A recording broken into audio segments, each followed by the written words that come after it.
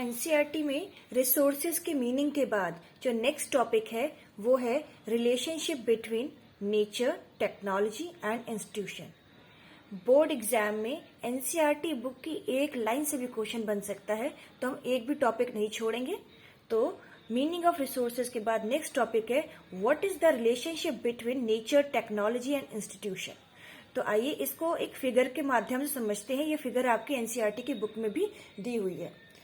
तो जो रिलेशन है वो एक ह्यूमन बीइंग के अकॉर्डिंग चलता है। ह्यूमन बीइंग इस दुनिया में, इस नेचर में टेक्नोलॉजी की हेल्प से नेचर को यूज करता है और उससे इंस्टीट्यूशन को सेटअप करता है। जब इंस्टीट्यूशन सेटअप हो जाते हैं तो उसको मनी मिलता है और ऐसे ही देश का इकोनॉमिक ग्रोथ और डेवलपमेंट होता है। यानी कि इनका रिश्ता एक ऐसा है कि तीनों एक दूसरे पर निर्भर करते हैं, तीनों एक दूसरे पर डिपेंडेंट है और डिपेंडेंट है, लेकिन उनको जोड़ने की जो कड़ी है वो कौन है? Human being. ह्यूमन बीइंग, चलिए ऐसे समझते हैं। ह्यूमन बीइंग गया नेचर के पास, नेचर को यूज करना चाह रहा है पर उसको तरीका नहीं पता कैसे करेंगे। तो फिर ह्यूमन बीइंग गया सबसे पहले टेक्नोलॉजी के पास। टेक्नोलॉजी के माध्यम से उसने नेचर को एक्सट्रैक्ट करा, यूज करा और बड़े बड़े इंस्टीट्यूशन सेटअप करे। जब इंस्टीट्यूशन सेट हुए तो उसको पैसा मिला। पैसा मिलने से इकोनॉमिक ग्रोथ हुई और डेवलपमेंट हुआ, तभी वो जाकर एक रिसोर्स हुआ। ठीक है ना। रिसोर्स में एक पॉइंट पड़ा था ना, इकोनॉमिक फिजिबिलिटी। तो भाई जब रिसोर्सेज से कुछ मनी नहीं मिलेगा तो रिसोर्स है ही नहीं। तो there is a interactive relationship between nature, technology and institutions. Clear है।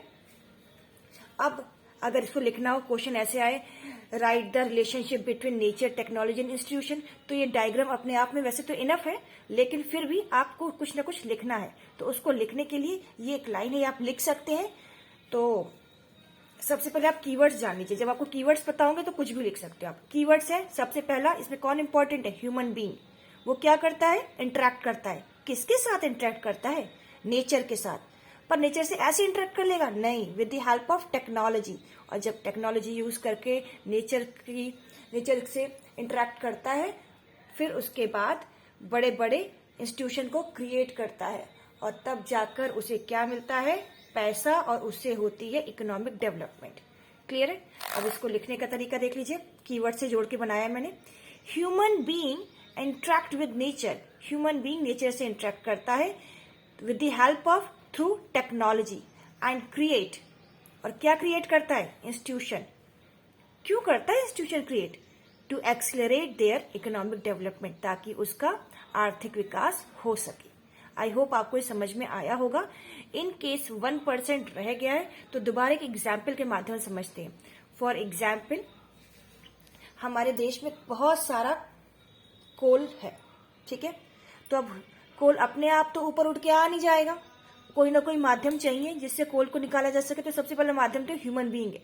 ठीक है ना। ह्यूमन बीइंग खुद ही एक रिसोर्स है।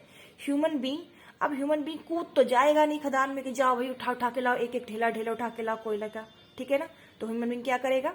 टेक्नोलॉजी के माध्यम से उस नेचर से मिले कोल को एक्सट्रैक्ट करेगा। टेक्नोलॉजी कैसा? आपने मूवी देखी होगी केजीएफ, उसमें वो खदान में जाने के लिए वो ट्रॉली होती है, नीचे तक जाती है, फिर उससे ऊपर आते हैं। तो टेक्नोलॉजी का यूज किया, उसके माध्यम से आपने नेचर को एक्सट्रैक्ट किया।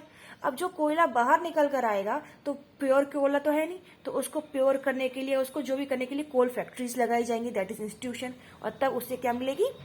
मनी, और उससे क्या होगा? Economic growth. तो this is the relationship between nature, technology, institution. इतना डीपली जाने की जरूरत नहीं है। यहाँ पे मैंने पीई लिखा है। पीई का मतलब फिजिकल एनवायरनमेंट, जो हमको कुदरत से मिला है। ठीक है। बस आप इतनी लाइन में अपनी बात खत्म कर सकते हैं। You will got full marks, 100% guarantee. इतनी बात आप याद रखिएगा, definitely you will score good marks. Next topic जो होगा, जो है तो 2 ही लाइन का एनसीईआरटी में, बट मेरे लिए इंपॉर्टेंट है क्योंकि एग्जाम में आ सकता है।